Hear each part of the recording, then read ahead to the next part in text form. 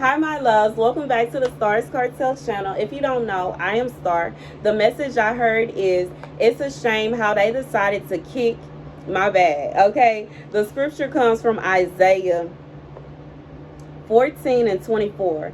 The Lord of hosts has sworn, as I have resolved, so shall it be. As I have proposed, so shall it stand. I will break the Assyrian in my land and trample him on my mountains. He shall pass through it hard pressed and hungry, and in his hunger he shall become enraged, and curse his king and his gods. He shall look upward, but there shall be strict darkness without any dawn. He shall gaze at the earth, but there shall be distress and darkness, with the light blacked out by its clouds. Then his yoke shall be removed from them, and his burden from their shoulder. This is the plan proposed for the whole earth, and this the hand outstretched over all nations. The Lord of hosts has planned. Who can thwart him? His hand is stretched out. Who can turn it back? God says somebody kicked you while you were down. Somebody kicked you while you were down. They saw that you were at a moment of weakness, and they decided to stab you in the back and try to test you. But they plan backfired. God said that he is now stretching out his hand against this person for how they have treated you and what they have done. He is stretching out his hand against them for how they treated you. God says they will be looking for a sunny day. They will be looking for a good day. They will be looking for good things to find them, but they won't. God says he will ensure that every day from now on is going to be darkness. Because while they are in the midst of his wrath, because of how they treated you, now they will receive their just due. This person did not believe that God was watching them. This person did not believe that you would be strong enough.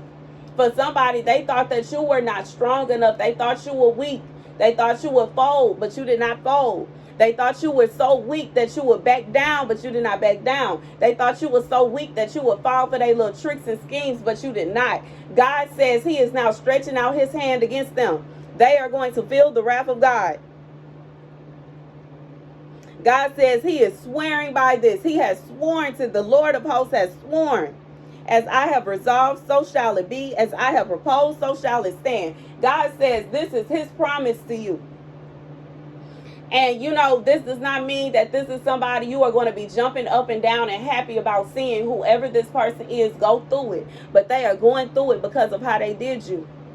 God says it is okay to pray for them. It's okay to pray for them. Keep them in your prayers.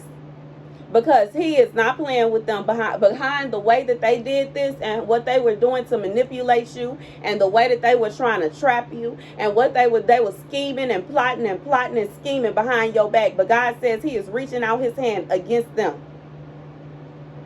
He has removed the yoke from them. Some of these cases, these people were blessed. I'm thinking about how in Superfly, when old dude that was part of Snow Patrol kept on looking at what was his name, Priest. He kept on looking at him and he was like, I want to eat his food. I know I'm eating, but I want to eat his food. I want what he got. All the girls that was in their section, he ain't want none of them. He want to go after Priest girls. All the money that his team got, he don't want that. He want that, man. God said he see them. He see them. He see them. He see them. He see them. He shall pass through it, hard pressed and hungry. And in his hunger he shall become enraged and curse his king and his gods. He shall look upward, but there shall be strict darkness without any dawn. God said they are hungry for what you have, but they can't have it. They think that if they take your man or they take your girl, they're going to be able to have what you have. God said, no, that's not how you get it. That's not how you got it. So how are they going to get it that way? It's preposterous. They're delusional. God gave whatever God gave to you that they want. God gave that to you when you were in the womb, and they can't have it. This is something that God put inside you. It's within you. They cannot take this from you. It don't matter how hard they try. They can't have it. God said they want it so bad, and the hunger that they have to steal this from you, it is going to cause them to starve. They will get to a point to where they will start cursing the idols and the gods that they pray to. And you know, They basically, what's going to happen is they're going to start going against each other and scatter. Because as soon as these spirits, that the demons and fallen angels that this person has been praying to steal this from you, have been promising this person they are going to receive something that they can just simply not have. They can't have it. They cannot take this from you. The gifts that God has given you, they are yours. The promises that God has told you will be yours, they are yours. And this person is mad with hunger for what God has promised you. God says they will never receive it. Ain't no prying it from nobody's hands. It don't matter what they try to do to you, they still can't have it. Even if you were no longer here on this earth, they still would not receive what God has for you because it's not theirs. God says he has planned this, and can't nobody put their foot in front of him and stop him from doing what he said he gonna do. This person gonna feel every wrath of God because of the plans and the plots and the tricks and the schemes that they plotted against you. This person thought that they would be able to, it's like they were dangling temptation in front of you like a carrot, and they thought you was gonna reach out and take it, but you didn't. They thought that you were going to fall for it, but you didn't. They thought that you would go be weak in the knees and fall, and you didn't. And you didn't. And you didn't. And you did. God said you should be celebrating because you don't even understand. You don't even understand. This is like the Job situation where this person was praying to God saying, well, I bet you if I do this, I bet you if this happened, I bet you if that happened, I bet you if this, I bet you if that. And it didn't happen. God says now they are going to have to feel his wrath because he told them not to do it. He told them not to do it. He told them not to do it. But they insisted on doing what God asked them not to do. And now they will have to endure the wrath of God because he said no. They didn't want to hear his no. God says this plan that he has going on, he is removing the yoke from off of the worry and the anxiety and the stress. Somebody, you have been so stressed out and you've been so worried and you've been crying and you've been just going through it. God says he is removing that from you and putting it up on this person that has been trying to stress you out. This person been trying to worry you. This person been trying to have you all kinds of stressed out, worried. They want to have you out here looking crazy. God said that is not your portion. It is not your portion. And if this person would have left you alone, it wouldn't be their portion either. And that's the message. You know, sometimes people want to come in the comment section and try to get upset because God said he's getting at somebody that did wrong. Okay? If you feel in your heart that you did wrong to somebody and it was deliberate like this here, you need to repent.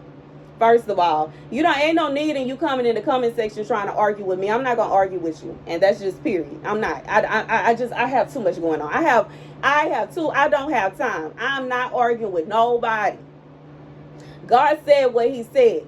And if you took out the time, effort, and energy to plot and plan in an attempt to steal something from somebody that you can't have in the first place, that is your problem. God said whoever did this here, this person been plotting and planning and plotting and planning and plotting and planning against somebody else. They want this person to be miserable. They are trying to make somebody's life a living hell. God said he saw all of that.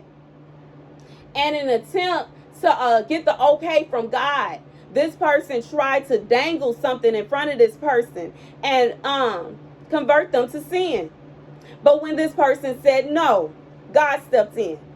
When this person, whoever this is for, they dangled sin in front of you and they made it look like a fancy Parisian carrot.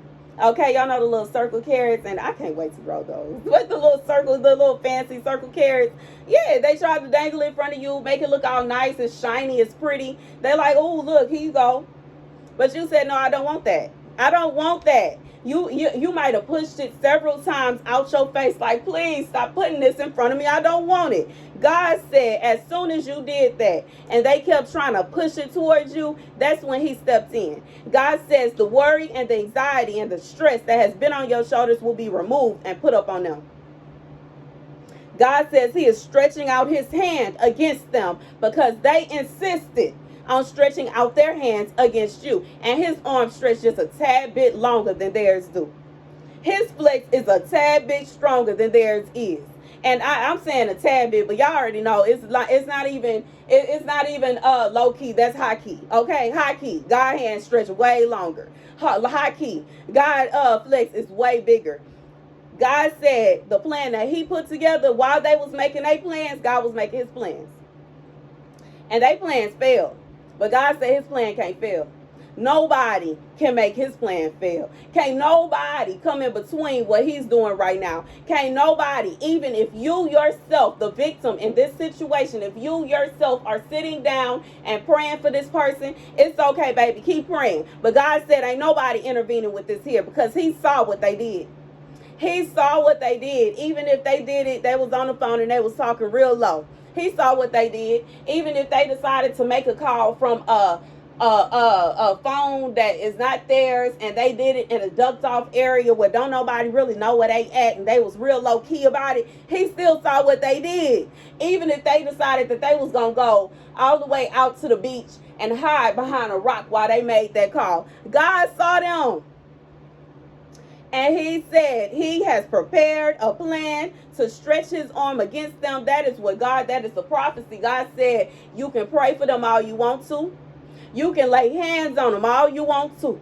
You can speak in tongues, and you can shout, and you can cry. You can do everything that you want to help this person. But can't nobody stop God from what he about to do.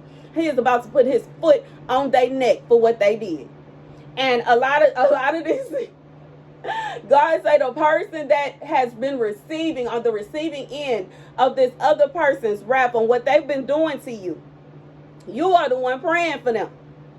The people that they was working with ain't even praying for them. The victim is praying for them. God said he hears your prayers. He understands. He's drying your tears, and he's going to bless you. He's going to bless you. He got you.